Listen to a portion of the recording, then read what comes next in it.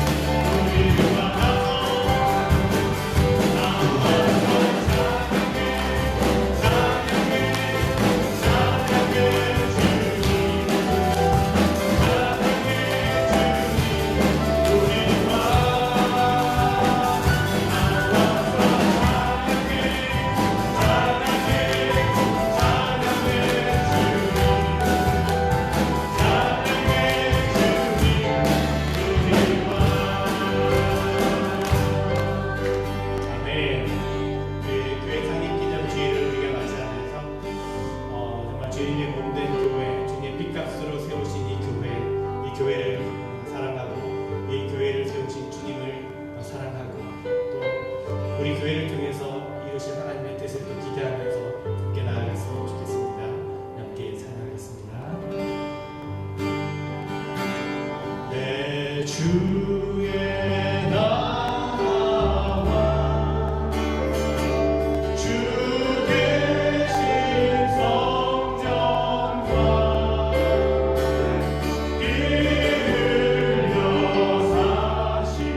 교회는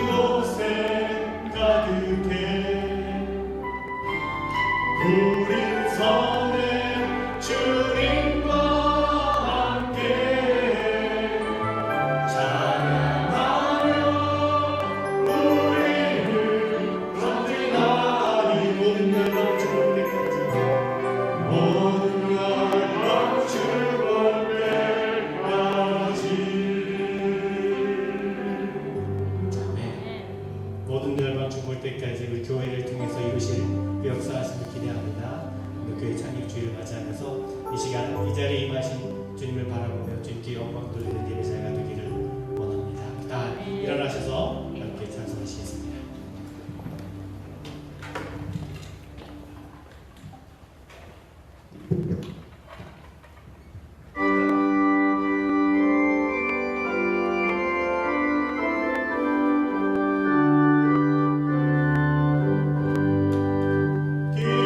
기뻐하며 내 가슴 영광을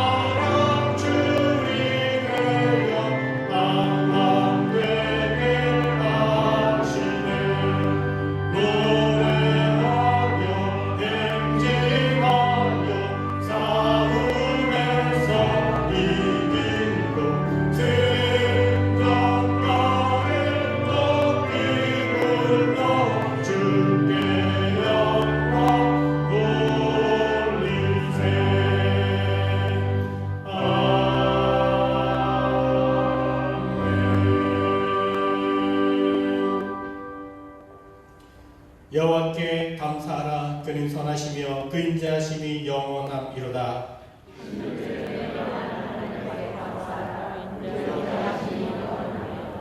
주들 중에 뛰어난 주께 감사하라. 그 인자하심이 영원함이로다.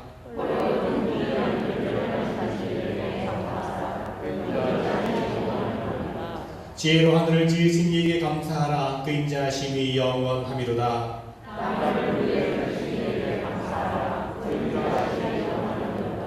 큰 빛들을 지으신 이에게 감사하라. 그 인자하심이 영원함이로다.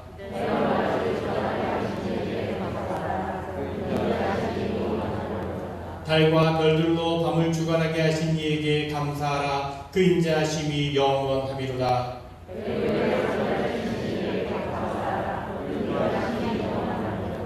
이스라엘을 그들 중에서 인도하여 내신 이에게 감사하라. 그 인자하심이 영원함이로다.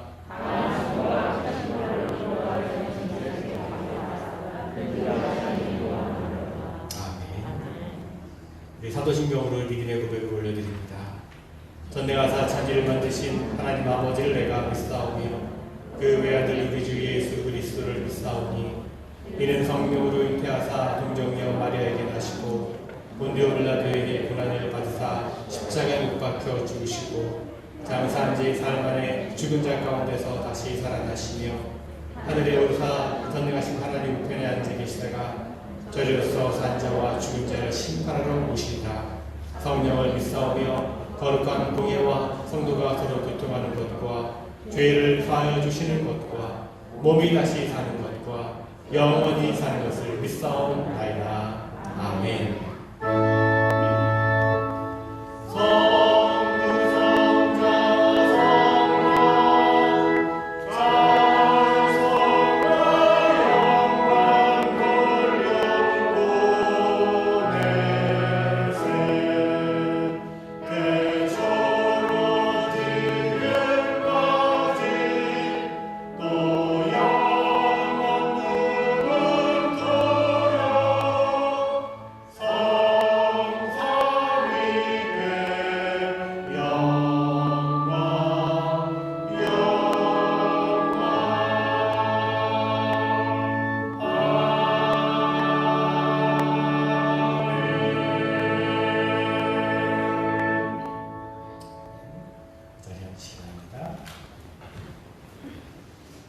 오늘도 거룩하고 복된 주님의 날에 또 예배의 자리에 함께 하신 여러분 한 분 한 분 다시 한번 축복하고 또 환영하고 또 사랑합니다. 우리 한번 옆에 분하고 인사하겠습니다. 사랑합니다. 축복합니다.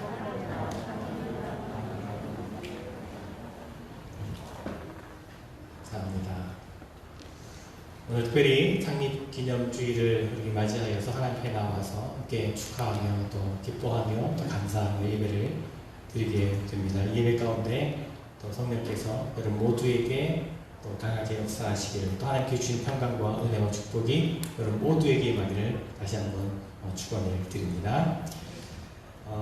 함께하지 못하신 분들도 많이 계십니다. 또 영상으로 또 가정에서 예배 드리신 분들도 계신데 그곳에도 주님의 임재하심이 또 주님의 은혜와 평강이 있기를 다시 한번 또 기도를 드립니다. 오늘 보니까 오랜만에 뵙는 분도 계시고요. 이수비 집사님 또 본토에 또 일 정리하고 오셨는데 다시 뵙게 돼서 반갑고요. 네, 기쁩니다. 축복하고요. 축하할 일이 황 목사님 가셨나요? 네, 드럼만 치시고 우리 아이들도 이제 예배가 있어서 가셨는데 황주영 목사님이 이제 진급을 하셨어요. 지난주에 소령이 되신 거죠. 대회에서 소령이 되셔서 기쁜 소식을 들었는데 여러분 또 만나시면 축하해 주시고요. 또 임현준 집사님 한국에서 1년 동안 또 근무하시고 다시 복귀하셨거든요. 복귀라 그러나요? 귀대라고 하나 제가 그 명칭을 잘 몰라서 다시 하와이로 돌아오셔서 3년 연장하셔서 이곳에서 또 섬기시게 되었으면 얼마나 기쁜 소식인지 모르고요. 송길재 집사님도 3년 연장됐다는 소식, 반년 연장. 예. 이게 기쁜 소식들이 이렇게 우리 젊은 가정들이 함께 오랫동안 이게 신앙생활하고 교회 섬길 수 있게 돼서 얼마나 기쁘고 감사한지 모릅니다. 여러분 모두 축복해 주시고 축하해 주시기 바랍니다. 네. 감사합니다. 우리 오늘 교회 창립 기념주의를 맞이해서 교회에서 점심 도시락을 준비했습니다. 여러분 다 가실 때 한씩 받아가시고 또 떡을 도네이션 해주셨는데 남문수 권사님께서 떡을 도네이션 해주셨습니다. 떡도 받아가시면 되겠습니다. 도네이션 해주신 분 감사를 드립니다. 아직도 사실 상황이 쉽지는 않습니다. 여러 가지 바이러스로 인해서 어려운 상황이지만 여러분 잘 견뎌내 주시고 또 서로 또 조심하고 주의하고 또 예배 오실 때 꼭 마스크 착용하시고 또 지켜주시기를 부탁을 드리겠습니다.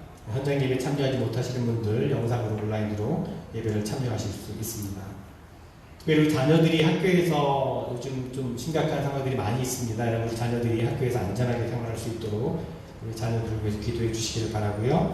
또 한글학교 또 하모니카 클래스는 당분간 보이지 않도록 하겠습니다. 추후 공지가 있을 때까지 기다려 주시고 자세한 문의는 저에게 해주시면 될 것 같습니다.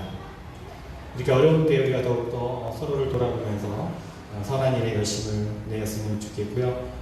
여러분도 개인적인 혹은 가정에 기도 제목 있으시다면 언제든지 말씀해 주시면 이렇게 중보할 수 있도록 이렇게 하겠습니다.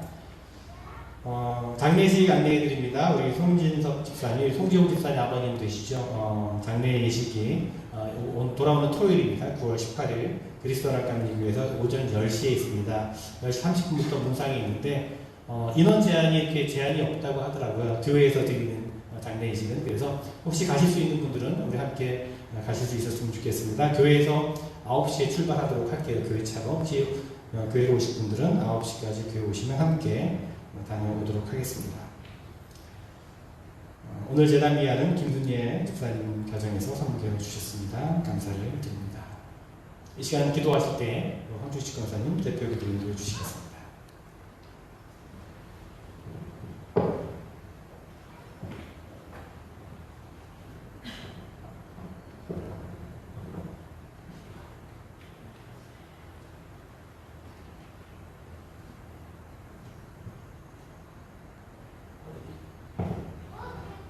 기도하겠습니다. 언제나 살아계셔서 역사하시는 전능하신 하나님, 오늘도 거룩하고 복된 주의 날을 허락하시고 특별히 오늘은 온 성도가 함께 모여 창립 110년 기념 행사를 드리게 하시니 진심으로 감사드립니다. 주님의 뜻과 섭리 가운데 이 땅에 올리브교회를 세우시고 눈물을 흘리며 씨를 뿌리는 자는 기쁨으로 추수를 거두리라는 말씀대로 그동안 힘들고 복된 순간에도 등불처럼 밝혀주시고 함께 동행하시며 지금까지 인도하시고 지켜주신 것은 오직 신실하신 하나님의 고백하며 감사를 드립니다. 늘 사랑과 자비로 베푸신 하나님, 지혜의 말씀과 뜨거운 기도, 성령의 능력으로 이 재단을 충만케 하소서. 외형보다 영원히 동행하는 교회, 주님의 말씀이 전하되는 주님의 교회가 되기를 소망합니다. 우리 교회에서 죽어가는 영혼들에게 생기를 얻게 하시고 처음 교회를 설 때처럼 불같은 승리의 역사가 일어나게 하시옵소서. 주님이 이 세상에 오실 때 의롭고 선한 일에 행하신 것처럼 어두운 세상에서 주님의 사랑을 전파하는 교회가 되게 하옵시며 주님의 백성들이 차고 넘치는 복된 교회가 되도록 은총을 내려주시옵소서. 지금까지 주님의 은혜로 여지껏 살아왔지만 주님의 뜻을 제대로 헤아리지 못하고 살았음을 인정합니다. 저희들이 영적으로 부족하여 주님의 사명을 감당하지 못했음을 고백하오니 용서하여 주시고 주님의 인도로 우리의 삶이 거듭나게 하소서.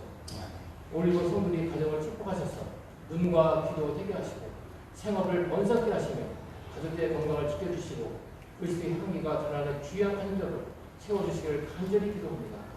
또한 교회 각 곳에 봉사하는 성도들이 참으로 많습니다.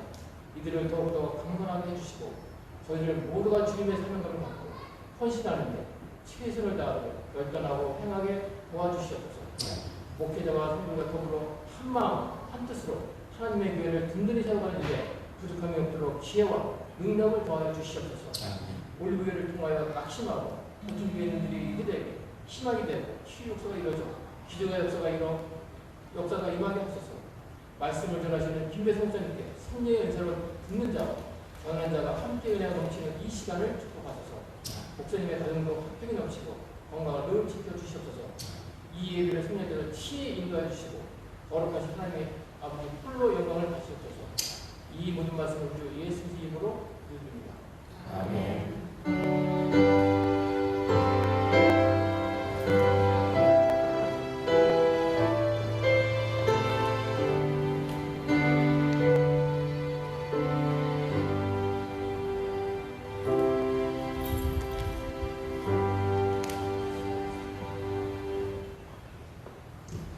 오늘 우리 주신 하나님의 말씀은 신약성경 에베소서 2장 17절부터 22절까지 말씀입니다.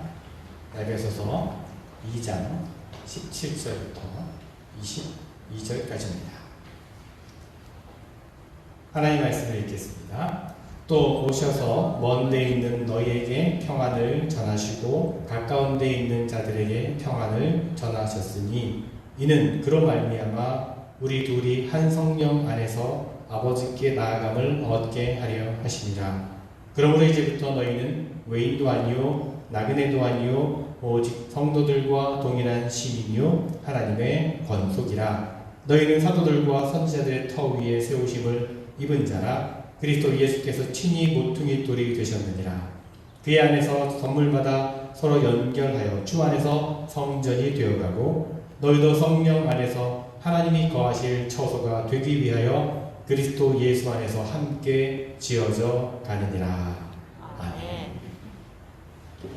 이 시간에는 성가대 찬양 읽겠습니다.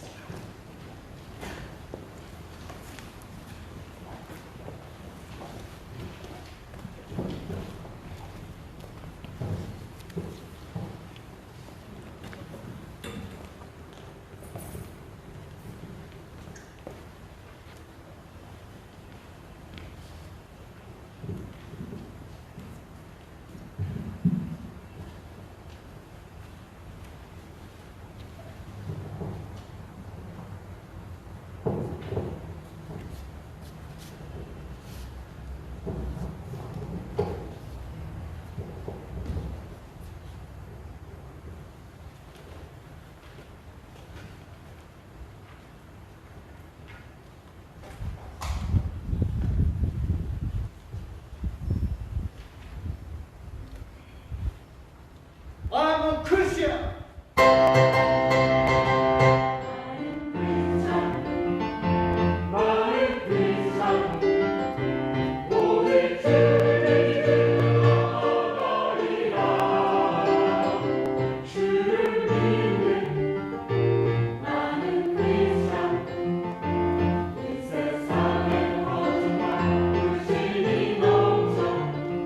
할수록 믿음이 너무 어려워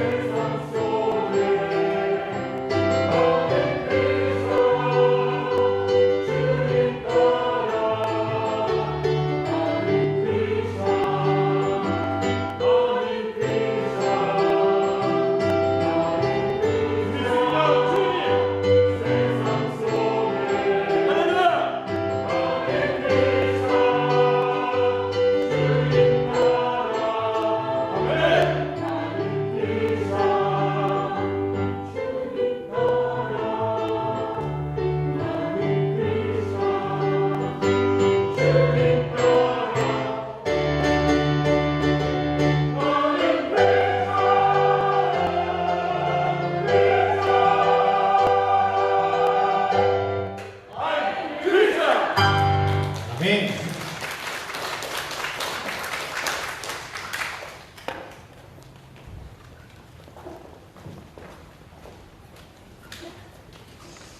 우리 성가대에 좀 힘이 되는 찬양 감사합니다. 오늘 또 특별히 또 창립 114주년을 맞이해서 그리고 저희가 그동안 성가대가 절반씩 이렇게 쓰셨는데 오늘은 그래도 완전체에 가깝게 쓰셨어요. 어려운 곡을 또 하시게 돼서 이렇게 됐는데 나는 크리스찬 힘이 있고 정말 감동이 되는 그런 찬양이었습니다. 대장님이 나는 크리스찬 처음 시작할 때 부르시는데 깜짝 놀랐어요. 저는 아니 왜 그러시더니 이게 딱 그렇게 음악이 그렇게 되는 거거든요. 예. 다시 한번 성가대에 귀한 또 힘이 되는 찬양 감사를 드립니다. 다시 한번 이 자리에 모이신 우리 여러분 또 가정에서 예배를 드리신 여러분 모두 주님의 이름으로 환영하고 축복합니다.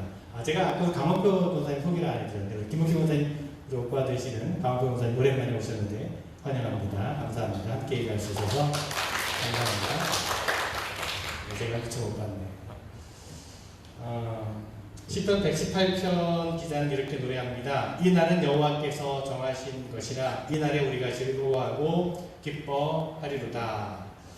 오늘 우리가 참 기뻐하고 즐거워하는 이유는 창조주가 되신 하나님께서 우리를 구원하셨기 때문이고 하나님께서 우리를 위해 이 날을 예비하시고 우리를 이곳으로 부르셨기 때문이고 그 부르심에 우리가 응답하여 예배하기 때문입니다. 특별히 우리가 더욱더 기쁘고 즐거워하는 것은 하나님께서 우리 올리브교회를 114년 전에 이곳에 세우시고 지금까지 인도해 주셨기 때문입니다. 해마다 우리가 창립기념주일이 되면요 우리 사모안 회중, 영어 회중, 또 한어 회중, 세 회중이 한 자리에 모여서 축하하며 또 연합 예배를 드렸었는데요. 저희가 지난해부터 팬데믹 때문에 그렇게 할 수 없는 상황이 되었습니다. 지난해 113주년 창립기념주일에는 전혀 교회에 모일 수 없는 그런 상황이어서 모든 성도들이 온라인 영상으로만 축하 예배를 드렸습니다. 여러분 기억하시죠? 그래도 올해는 이렇게라도 모여서 예배 드릴 수 있다는 것이 얼마나 또 기쁘고 또 감사한 일인지 모릅니다. 이 시간에서 이 자리에 또 우리 가정에서 어디든지 그곳에 예배의 자림을 고백하면서 우리 지금까지 인도하신 하나님의 은혜, 기쁨과 감사로 응답하며 예배하는 여러분 모두가 되시기를 바랍니다. 자, 오늘 교회 창립 기념주일을 맞이해서요 교회에 대해서 잠시 생각을 해보겠습니다. 로마서 말씀 잠시 내려놓고 오늘 교회에 대한 말씀을 함께 나누어 보려고 합니다. 여러분 교회가 무엇입니까? 교회라고 하는 단어를 사용하게 된 처음은 신약 성경에서 헬라 말로 에클레시아라고 하는 단어부터 시작이 되었습니다. 그것이 교회라는 뜻인데요. 이 단어의 의미는 모임, 회중, 혹은 성회, 즉 assembly, gathering, 아니면 congregation 이렇게 해석이 됩니다. 이런 의미가 담겨져 있습니다. 그렇습니다. 교회는 건물, 빌딩을 말하는 것이 아닙니다. 예수 그리스도를 믿고 그 말씀을 따르는 사람들이 모이는 모임이 바로 교회라는 것입니다. 그것이 교회의 시작이었고 또한 교회의 본질이었습니다. 그 모임은 예수님이 그리스도이심을, 예수님이 메시아임을 증거하는 모임이었습니다. 처음 교회의 모습은 그랬습니다. 교회의 본질에 충실했습니다. 그 결과 부흥의 역사를 경험하게 되었습니다. 날마다 믿는 사람들이 더해져 갔습니다. 박해와 고난 속에서도 교회가 부흥하고 세상 가운데 거룩한 영향력을 끼쳤습니다. 자, 그런데 오늘날의 교회의 모습을 보면 안타까울 때가 많이 있습니다. 세상 가운데 거룩한 영향력을 끼치기는커녕 부흥이 오히려 세상 사람들로부터 비난과 걱정과 조롱의 대상이 되어가고 있는 교회의 모습들이 많은 것을 보게 됩니다.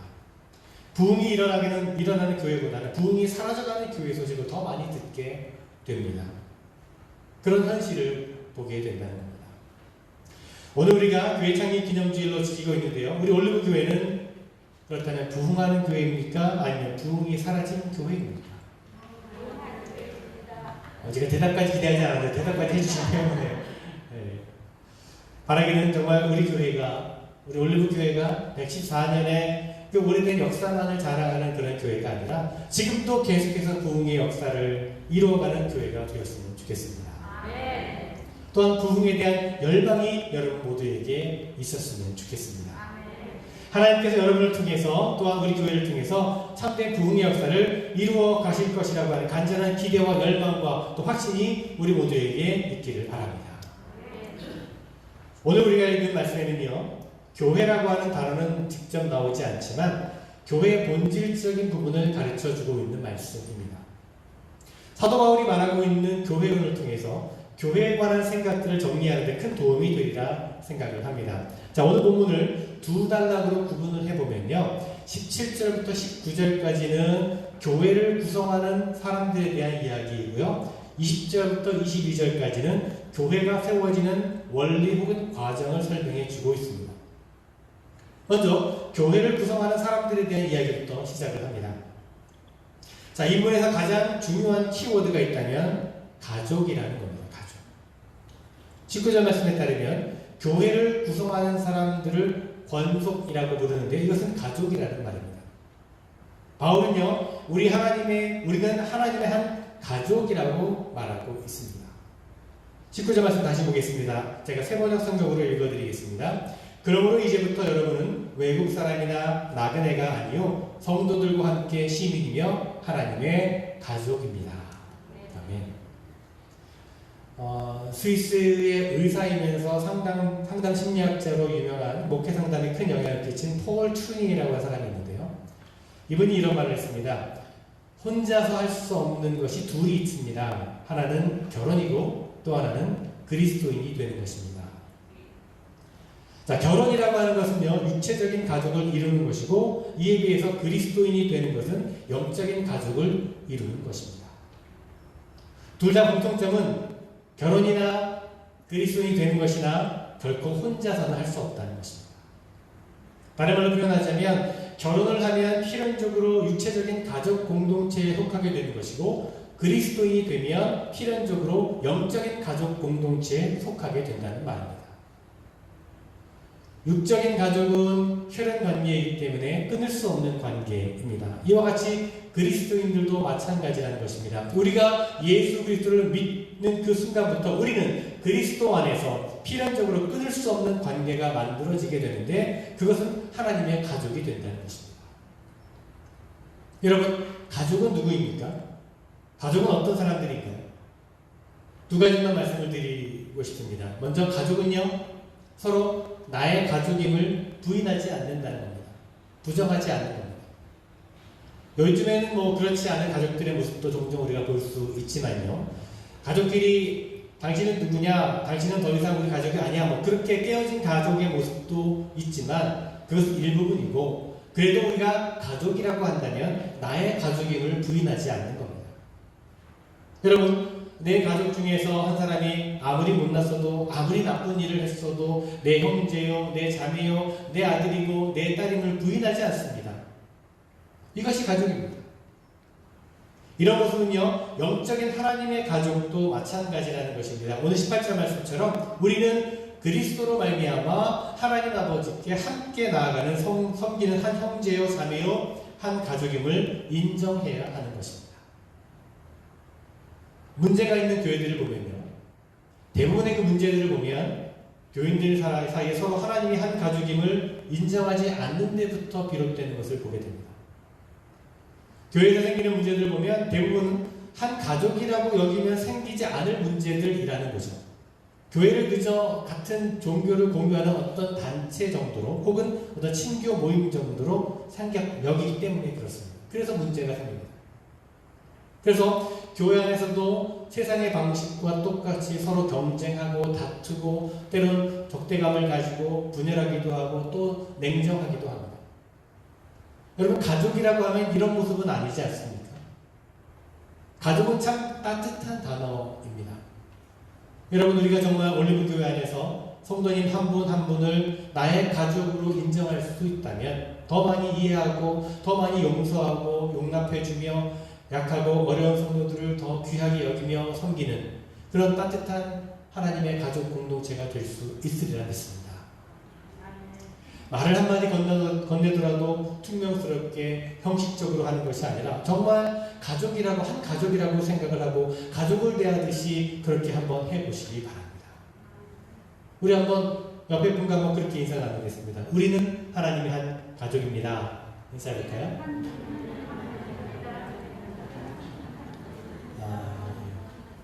그냥 형식적으로 제가 부탁하는 게 형식적으로 그냥 표정 그렇게 하지 마시고 표정도 좀 밝게 다시 한번 우리는 하나님 한 가족입니다. 네, 감사합니다. 그렇습니다. 그렇습니다. 하나님께서는 우리 교회가 이런 따뜻한 하나님의 가족 공동체가 되기를 간절히 바라고 계신 줄 믿습니다. 자, 또 한 가지 가족은요, 감정을 공유하는 그런 공동체입니다. 공감한다는 거죠. 공감해 주는 겁니다. 그래서 함께 웃고 함께 우는 그런 공동체입니다. 가족 중에 누구 하나를 잃게 되면 모든 가족들이 슬픈 감정을 공유하게 됩니다. 또한 가족 중에 누구 하나가 잘 되면 진심으로 그 기쁨을 함께 공유하죠. 그리고 가족 중에서 어떤 어려움을 만나게 되면 진심으로 함께 고민해주고 혹 병에 걸리게 되면 함께 아파하고 또 기도해 줍니다. 그것이 가족이죠. 여러분, 공감 능력이란 말 잘 아시지 않습니까? 상대방의 감정을 함께 느낄 수 있는 그런 능력을 말합니다. 물론 꼭 같은 동일한 감정을 느낄 수는 없겠지만 적어도 내가 아파하고 있는 부분을 공감하고 있구나, 그렇게 느낄 수 있게 해주는 것을 말합니다. 어느 목사님이 병원에 입원한 성도를 신방하러 가셨는데 아파하고 있는 성도들에게 권면을 하시면서 하시는 말씀이 그거 보십시오, 김 집사님. 그러니까 아픈 거지. 김 집사님 뭐 잘못한 거였으니까 이렇게 아픈 거 아니야. 뭐 잘못했는지 한번 다 돌아봐. 그랬답니다. 그래서 그 성도님이 더 상처를 받고 나서는 다시는 교회 나가지 않았다고 합니다. 저는요, 목사로서 성도님들과의 대화를 하거나 혹은 뭐 메시지를 주고받거나 통화를 하면서 그분의 아픔과 어려움을 들을 때가 있습니다. 그럴 때 어떤 다른 목사님들은 잘 가르쳐 주시거나 권면하시거나 훈계를 하는 경우도 있으시겠지만 저의 경우에는 그것보다는 그냥 그저 같이 고민해주고 같이 아파하다가 기도하고 마실 때가 많습니다. 물론 어떤 때에는 좀 권면을 잘 했으면 좋았을 것을 하는 생각이 들 때가 있습니다. 그분의 아픔에 그러나 공감해주면서 함께 아파하고 고민하는 것만으로도 그분에게 치유가 되고 위로가 되고 정말 힘이 되었으면 좋겠다는 그런 생각을 하곤 합니다. 성령께서 대신 깨닫게 해주시고 알려주시기를 기도할 뿐입니다. 그렇습니다. 우리 올리브교회 성도님들 사이에서도 서로의 감정을 소홀히 여기거나 무시하지 말고 감정을 더 많이 더 깊이 공유하면서 공감해주면서 함께 웃고 함께 우는 그런 진정한 하나님의 가족 공동체가 되었으면 좋겠습니다. 자, 계속해서 오늘 말씀의 두 번째 단락인 20절부터 22절까지 보면요, 교회가 세워지는 원리 혹은 과정에 대해 설명을 해주고 있습니다. 먼저 20절 말씀을 제가 세번역 성경으로 다시 읽어드리겠습니다. 여러분은 사도들과 예언자들이 놓은 기초 위에 세워진 건물이며 그리스도 예수가 그 모퉁이돌이 되십니다. 자, 여기서 사도 바울은요, 교회에 대한 이야기를 하면서 건물의 비유를 하고 있습니다. 그런데 건물을 지을 때 반드시 필요한 요소, 즉 없어서는 안 될 두 가지 요소가 있음을 말해주고 있습니다. 하나는 사도들과 예언자들이 놓은 기초라는 겁니다. 자, 기초가 없는 건물은 없을 것입니다. 어떤 식으로든 기초를 세우고 그 위에 건물을 짓게 되죠. 교회 공동체는요, 사도들과 예언자들이 놓은 기초 위에 세워진다라고 사도 바울은 말합니다. 즉 이것은 사도들과 예언자들이 가르치고 선포한 하나님의 말씀과 복음을 의미하는 것이고 또한 그들의 믿음의 고백을 말하는 것입니다. 그뿐 아니라 하나님께서 지난 2000년 동안 우리 기독교 복음을 이어오게 하셨던 그 전통을 말하는 것입니다. 그것이 기초가 되어서 그 위에 교회 공동체가 세워지게 되는 것입니다. 그래서 그들이 전하여준 하나님의 말씀과 그들이 지쳐온 신앙의 전통을 무시하고 어느 날 갑자기 복음에 대한 어떤 새로운 해석이라면서 주장하게 되면 이단이 될 수가 있습니다. 이단에 빠질 수가 있습니다. 여러분, 교회는 이렇게 사도들과 예언자들이 놓은 그 기초 위에 세워져야 진정한 의미에서 교회가 된다는 것입니다. 또 한 가지 교회를 세우는데 필수적인 요소는 바로 예수 그리스도가 그 모퉁이 돌이 되어야 한다는 것입니다. 오늘 말씀에서 바울은요, 그리스도 예수가 그 모퉁이 돌이 되십니다 라고 말씀합니다. 사도행전 4장 11절 말씀에 보면요, 이런 말씀이 기록되어 있습니다. 이 예수는 너희들 집 짓는 사람들에게는 버림받은 돌이지만 집 모퉁이의 머릿돌이 되신 분입니다. 사도행전도 그렇고요, 에베소서 말씀도 그렇고, 이 말씀이 기록된 2000년 전에 집을 짓는 건축은 지금과는 좀 다를 수 있습니다. 아마도 당시 대부분의 집들은 돌을 쌓아서 만든 집이었을 것입니다. 건축학자와 역사학자들에 따르면요, 모퉁이돌 혹은 머릿돌은요, 집을 지을 때 첫 번째 놓이는 기초석이 됩니다. 그 위에 쌓는 모든 돌들의 각도와 방향을 잡아주고 건물을 세우는데 기준이 되는 돌이었다고 합니다. 그렇습니다. 모퉁이돌은요, 이렇게 건물의 기초가 되면서 또한 중심이라고 말할 수가 있습니다. 그렇습니다. 예수 그리스도는 교회의 모퉁이돌, 머릿돌이 되신다는 것입니다. 그분은 교회의 기초이시기에 반드시 교회의 모든 것은, 모든 일들은 모퉁이돌이신 예수님과 연결되어 있어야 한다는 것입니다. 예수님 위에 세워져야 한다는 것입니다. 그리고 예수 그리스도는 항상 교회의 기준이 되어야 하고 항상 교회의 중심이 되어야 한다는 말씀입니다. 그래야 교회가 제대로 세워지고 그래야 교회가 영적으로 무너지지 않게 된다는 말씀입니다. 여러분, 우리 올림교회가 그런 교회가 되었으면 좋겠습니다. 지난 114년 동안 교회가 무너지지 않고 든든히 세워 있습니다. 그동안 많은 시련도 있었을 것이고 위기의 순간들도 있었을 것입니다. 그러면서 지금까지 우리가 든든히 서 있습니다. 이 교회가 든든히 세워져 있습니다. 그것은 단지 역사가 오래되었기 때문만은 아니라는 겁니다. 물론 우리의 믿음의 선배들의 희생과 헌신이 있었습니다. 그러나 그것이 교회를 든든하게 하는 전부는 아닙니다. 예수님이 중심이 되셨기 때문이라는 것입니다. 예수님이 올림교회의 모퉁이돌이 되어주셨기 때문입니다. 저는 그렇게 믿고 고백합니다. 저는 우리 올림교회가 계속해서 그런 교회가 되었으면 좋겠습니다. 우리 교회가 하는 모든 계획마다, 모든 일마다, 모든 사역들마다 예수님이 기준이 되어야 하고 예수님이 중심이 되는 그런 교회가 되었으면 좋겠습니다. 그래서 어떤 형편과 상황에서도 흔들리지 않는 든든히 세워가는 교회가 되었으면 좋겠습니다. 자, 그런데요, 베드로전서 2장 4절과 5절 말씀에 보면 이런 말씀이 나옵니다. 4절에서는 세상 사람들은 이 돌을 버렸지만 그분은 하나님께서 선택하신 머릿돌이십니다. 하나님께서는 그 누구보다도 귀한 존재로 그분을 택하셨습니다. 그러므로 그분께로 오십시오. 여러분도 산돌처럼 거룩한 성전을 짓는데 사용되시기 바랍니다. 이렇게 말합니다. 이 말씀에 따르면요, 우리는요, 모퉁이 돌이신 예수님과 연결된 산돌이 되어서 거룩한 성전, 즉 교회를 세워가는 데 사용된다는 겁니다. 여기서 저는 중요한 키포인트, 키워드가 뭐냐면 함께라는 단어라고 생각합니다. 함께. 오늘 본문의 22절에 이렇게 말씀하고 있습니다.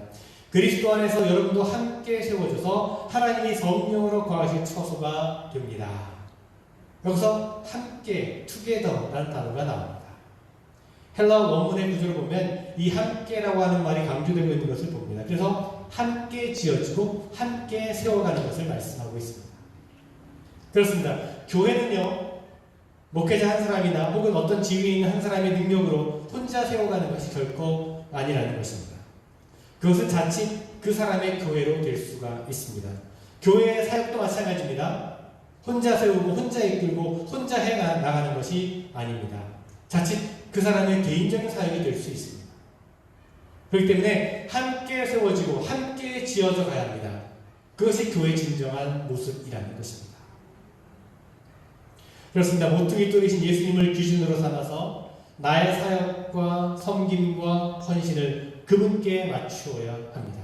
또한 내 옆에 있는 이들을 살피고 돌보고 맞추어가면서 함께 세워가고 함께 지어져가는 것이 진정한 교회의 모습이라는 것입니다. 혼자서는 할 수 없지만 함께하면 할 수 있습니다. 그래서 오늘 저는 설교를 마무리하면서 앞서 말씀드렸던 하나님의 가족이라고 하는 그런 공동체성과 그리고 함께라고 하는 이 공동체성을 다시금 강조드리고 싶습니다. 왜냐하면 우리가 교회다운 교회로 세워가기 위해서는 반드시 이런 공동체성이 회복되어져야 하기 때문입니다. 교회를요, 믿음의 공동체라고 말합니다. 하지만 그저 사람들이 모였다라고 해서 공동체라고 말할 수는 없습니다. 공동체성을 지닐 때 공동체라고 말할 수 있습니다. 우리 교회도 마찬가지입니다. 교인들이 모였다고 공동체는 아닐 것입니다. 공동체성, 커뮤니티 스피릿을 가져야 된다는 것입니다. 하나님의 가족이라고 하는 공동체성, 그리고 함께라고 하는 공동체성을 가져야 합니다. 그럴 때 비로소 우리 교회가 진정한 믿음의 공동체가 될 수 있는 것입니다. 만약 우리가 영적인 한 가족이라는 공동체성을 잃어버린다면, 만약 우리가 함께라고 하는 이 공동체성을 잃어버리게 된다면 우리는 교회를 제대로 세워가지 못할 것입니다. 그러므로 여러분, 우리는 영적으로 한 가족임을 다시 한번 인정하고 서로 진정한 가족이 되어가야 합니다. 서로 화목하고 서로 살피고 서로의 허물을 용납해주고 서로의 아픔을 공감해주고 연약하고 어려운 사람들을 도와주고 세워주는 그렇게 따뜻한 하나님의 가족 공동체가 되었으면 좋겠습니다. 또한 우리는 하나님의 가족으로서 서로 연결된 사람들이기에 이 교회를 함께 세워가고 함께 지어져 가야 합니다. 한 사람 한 사람마다 모퉁이 뚫으신 예수님께 맞추어져 사역하고 봉사하며 헌신하며 동시에 우리 옆에 있는 교우들을 살피고 서로 맞추어가며 그렇게 함께 세워져 가는 것, 그것이 바로 진정한 교회의 모습, 주님이 바라시고 기대하시는 교회의 모습이라고 저는 생각합니다. 여러분, 우리 올리브교회가 정말 하나님의 가족과 같이 따뜻하고 아름다운 교회가 되기를 원합니다. 정말 아름다운 교회로 함께 세워져 가기를 원합니다. 오늘 창립 114주년을 우리가 맞이하고 축복하면서 하나님께 감사하며 예배를 드리는 우리 모두에게 주님은 바로 그런 교회를 함께 세워가라고, 그런 교회를 함께 지어가라고 우리를 부르고 계시고 우리를 보내고 계십니다. 우리에게 사명을 주셨습니다. 바라기는 우리가 그 부르심에 응답하고 그 사명을 온전히 감당하는, 그래서 우리 올림교회가 참 하나님께서 기뻐하시고 쓰임받는 복된 교회가 되기를 간절히 주님의 이름으로 축원을 드립니다. 기도하겠습니다. 주님 감사합니다. 올리브교회를 이곳에 114년 전에 세워주시고 여러 가지 상황 속에서도 흔들리지 않고 지금까지 인도해 주신 은혜 감사를 드립니다. 이제 우리 교회가 더욱더 하나님께서 기뻐하시는 교회가 되기를 원합니다. 부흥의 역사가 계속되는 교회가 되기를 원합니다. 하나님의 가족으로 서로 용납하고 사랑으로 돌보며 한 몸이 되게 하시고 그렇게 함께 교회를 세워가는 저희들 모두가 되게 하여 주시옵소서. 참으로 하나님이 기뻐하시고 하나님께 쓰임받는 믿음의 공동체가 되게 하여 주시옵소서. 예수 그리스도의 이름으로 기도드리옵나이다. 아멘. 이 시간에 특별 찬양 시간 갖겠습니다. 우리 연아 집사님, 또 김태훈 집사님 이렇게 찬양 하나님께 올려드리겠습니다.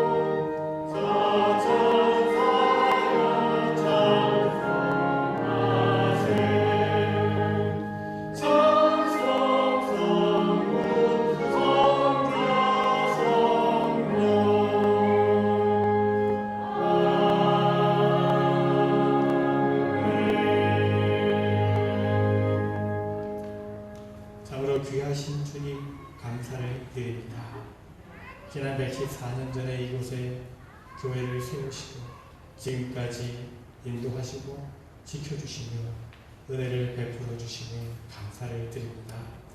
교회 장기 기념주일을 맞이하면서 다시 한번 우리의 교회됨을, 또 우리가 함께 교회를 세워감을 다시 한번 결단하고 고백하며 나아가는 이 시간 되게 하여 주시옵소서. 우리 교회를 지금까지 지켜주시고 우리의 삶을 지금까지 인도해 주신 하나님의 은혜에 감사하며 감격하며 감사의 마음을 담아 예물을 드리오니 기뻐 받아 주시옵소서. 오늘 드려진 모든 손길마다 그 삶의 자리마다 하나님이 역사하시고 하나님이 베풀어 주시고 하나님께서 은혜와 축복을 더하여 주시기를 원합니다.